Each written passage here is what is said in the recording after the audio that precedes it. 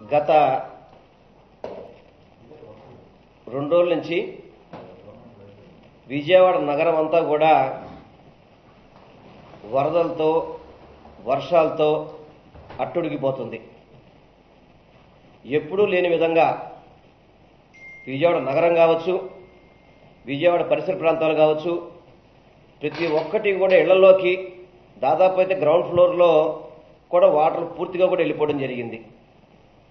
కానీ ఈ ప్రభుత్వం చర్యల్లో పూర్తిగా కూడా వైఫల్యమైంది.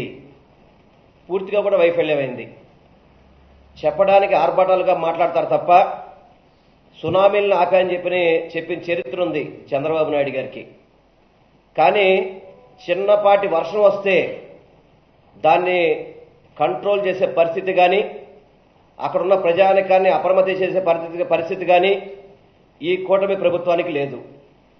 ఎందుకంటే కనీసం తక్షణ చర్యలు కూడా దాదాపు 2 రోజుల నుంచి జరుగుతుంటే ఈరోజు మంత్రి నారాయణ గారు, నారా లోకేష్ గారు ఈరోజు రివ్యూలు పెట్టడం, ఫీల్డ్లోకి వెళ్ళడం, ఏంటి అసలుకి ఏమైపోతుంది? అసలుకి ప్రజలకు మేము అండగా ఉంటాం, ప్రజలకు మేము తోడుగా ఉంటాం అని చెప్పిన కూటమి ప్రభుత్వం ప్రజల్ని ఇలా గాలికి వదిలేసింది. ఈరోజు విజయవాడ నగరంలో చూసుకుంటే కనుక అన్ని ప్రాంతాలు కూడా నీటమయమైపోయినాయి. ఎవరికి కనీసం భోజన వసతి కల్పించడం కానివ్వండి, పునరావాసాలు చేయడం కానివ్వండి, నిన్న రాత్రి కమాండ్ కంట్రోల్ రూమ్లకి జీవోలు ఇస్తారా? అంటే మీకు వాతావరణ శాఖ మిమ్మల్ని హెచ్చరించినా కానీ కనీసం చర్యలు తీసుకోవడంలో విఫలమయ్యారు. అదేవిధంగా నిన్న ఈస్ట్ కాన్స్టిట్యున్సీలో 5 చనిపోయారు. కొండ చర్యలు పడ్డ బిల్డింగ్ మీద కొండ ప్రాంతం అంతా కూడా ఆల్మోస్ట్ ఫారెస్ట్ డిపార్ట్మెంట్కి ఉంటుంది. అది మన డిప్యూటీ సీఎం గారి తాలూకా. అయినా కానీ వాళ్ళలో చలనం లేదు. ఈ రోజు వరకు కూడా వాళ్ళని పరామర్శించిన నేతలు లేరు. చనిపోయిన కుటుంబాలను కానీ, ఎవరికైనా ఇబ్బందులు పడుతున్న వాళ్ళకి కానీ, ఎవరికైనా కానీ కనీసం భోజన సదుపాయం కూడా లేదు ఈరోజు. దాంతోపాటు ఈరోజు సింగనగర్ కానీ, ఆర్ఆర్పేట కానీ, అదేవిధంగా అయోధ్య నగర్ కానీ, ప్రియదర్శిని కాలనీ కానీ, ఉర్మిళ నగర్ కానీ, ఏకలవ్య నగర్ కానీ, జోజి నగర్ కానివ్వండి, ఏ ప్రాంతం చూసినా కూడా గ్రౌండ్ ఫ్లోర్లన్నీ కూడా నీటి మయంతో మునిగిపోయినాయి. వాళ్ళకి కరెంటు లేదు, నిత్యావసర వస్తువులు అందుబాటులో లేవు, ఆకలి తీర్చే పరిస్థితి లేదు, ఏ అధికారులు కూడా సరిగ్గా పట్టించుకున్న పరిస్థితి లేదు. ఇదేనా మీ పరిపాలన? కూటమి ప్రభుత్వం చేస్తున్న పరిపాలన ఇదా? విజయవాడ నగరం మీద ఇంత కోపమా మీకు? 3 కాన్స్టిట్యున్సీలో 3 ఎమ్మెల్యేలు ఉన్నారు, ఎంపీలు ఉన్నారు, ఎంపీ ఉన్నాడు. ఏ ఒక్కరైనా కానీ ప్రజలకు భరోసా వచ్చే పరిస్థితి ఉందా? కేవలం దిక్కుమాల రాజకీయాలు చేయడాలు, ఏదో అమ్మాయిల పేరుతో కాలం గడపడాలు, ఇవి తప్ప మీరు ప్రజలకు మంచి చేస్తామని చెప్పి ఆలోచన ఎక్కడైనా ఉందా? ఈరోజు ప్రజానీకం అంతా కూడా చాలా మంది మాకు ఫోన్లు చేస్తారు. ఈరోజు మా కార్యకర్తలు కానీ, మా నాయకులు కానీ, మా స్థానికంగా ఉన్న మా నాయకులు కానీ ప్రతి ఒక్కళ్ళు కూడా సహాయ చర్యలో ఉన్నారు. ప్రతి ఒక్కళ్ళు మాకు బోటు పంపిస్తే మేము బయటకు వచ్చేస్తామండి. ఏ అధికారి కూడా, కనీసం కలెక్టర్ గారికి దాదాపు 2-3 సార్లు ఫోన్ చేశాం. వాళ్ళు కూడా అధికారులు కూడా, ఎందుకంటే ప్రజాప్రతినిధులే ముద్దు నిద్రపోతుంటే చేస్తారు.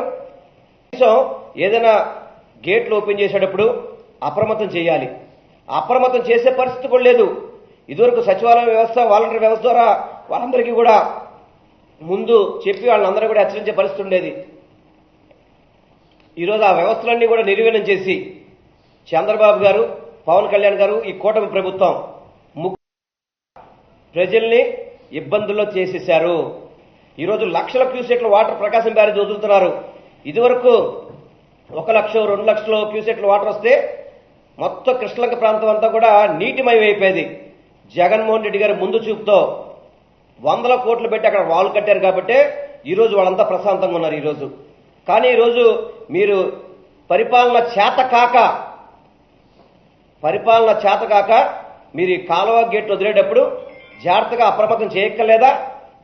ఈరోజు ఎంతమంది దాదాపు కోట్లాది రూపాయల ఆస్తులు నష్టమయ్యే వాళ్ళు చాలా మంది ఉన్నారు ఈరోజు మీ యొక్క పరిపాలన వల్ల. వీటందరికీ కూడా మీరు నష్టపరిహారం చెల్లించాలి. కనీసం 5 చనిపోతే, అక్కడ 5 చనిపోతే ఇంతవరకు నాయకులు చాలా మంది ఉన్నారు ఇక్కడ. చంద్రబాబు నాయుడు గారు, డిప్యూటీ సీఎం గారు, నారా లోకేష్ గారు, మంత్రివర్గాలు అంతా ఉన్నారు.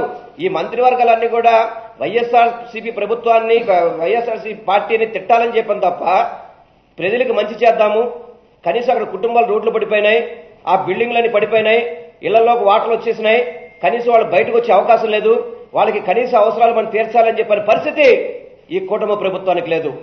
ఎక్కడ సుజనా చౌదరి గారు, పశ్చిమ నియోజకవర్గానికి సంబంధించిన వ్యక్తి ఎక్కడున్నారు? అదేవిధంగా బోండమ్మ గారు ఎక్కడున్నారు? కేసీఆర్ చిన్ని గారు ఎక్కడున్నారు? గద్దె రామోహన్ గారు ఎక్కడున్నారు? ఈ శాసనసభ్యులంతా ఏమైపోయారు? ఇటువంటి ప్రజాప్రతినిధుల్ని చంద్రబాబు నాయుడు కానీ ఏ ఒక్కరూ కూడా వీళ్ళు ప్రజలకు సహకరించబోవడం చాలా పెద్ద తప్పు. ఈ తప్పుకు మూల్యం చెల్లించుకోక తప్పదు. ప్రజలకి మీరందరూ కూడా సేవ చేయాల్సిన అవసరం ఉంది. ఈ రోజుల్లో ప్రజలకు తోడుగా ఉండాల్సిన అవసరం ఉంది. నష్టపరిహారాలు ఇవ్వాల్సిన అవసరం ఉంది. కనీసం ఒక ఎంఆర్ఓనే ఏదో వచ్చేసి మేము ఎంఆర్ఓ వచ్చారు, మేము సర్వే చేసి వెళ్ళిపోతాం కాదు. ఈరోజు కనీస అవసరాలు తీర్చలేని కూటమి ప్రభుత్వం దిక్కుమాల ప్రభుత్వం అని చెప్పి అందరికీ కూడా తెలియపరచుకుంటున్నాను. చంద్రబాబు నాయుడు స్పందించాలి. మీరు ఊరికే రివ్యూలు పెట్టి మరి నేను ప్రతిదీ ఫోటోల్లో బాగా మీరు వైరల్ చేస్తారే, మరి నిన్న రివ్యూ ఫోటోలు ఎందుకు పెట్టలేదు? కేవలం ప్రజల్ని మభ్య పెడతానికి. వీకెండ్స్లో మీరు అందరూ కూడా ఎక్కడున్నారో అందరికీ తెలుసు.